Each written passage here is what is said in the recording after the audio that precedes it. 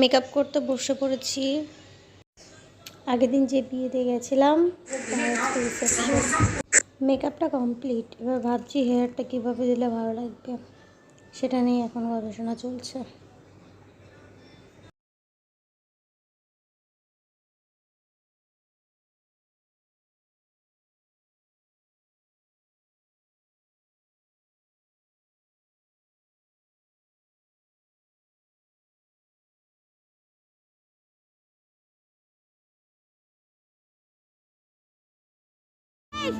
এই যে আমরা বিয়ে বাড়ি এন্ট্রি করছি এবার।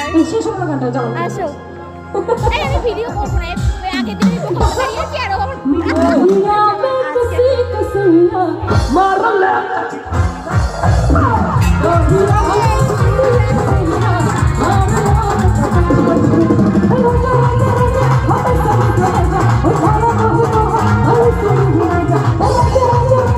দাদার ঋষিতার ফটোশ্যুট চলছে। সুনন্দার ইচ্ছা হচ্ছে একা একা শ্যুট করবে। সুনন্দার দেখে আমার ইচ্ছা হলো যে আমি তাহলে একা একাই পোজ দিয়ে দেখি আমার কেমন লাগে। তারপরে ঈশিতার সাথে আমরা ফটোশ্যুট করতে গেছি।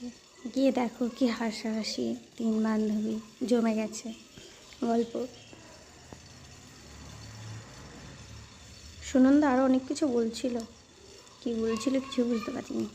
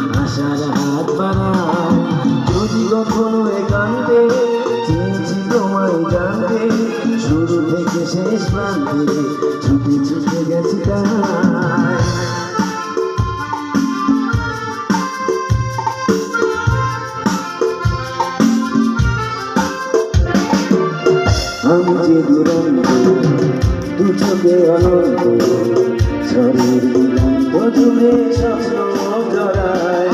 তুমি তো বলনি মন্দ, তবু কেন প্রতিবন্ধ? তুমি তো বলনি মন্দ, তবু কেন প্রতিবন্ধ? এখন মনের দ্বন্দ্ব সব ছেড়ে চলো যায়। হয়তো তোমারই জন্য হয়েছি প্রেমে জীবন্ত।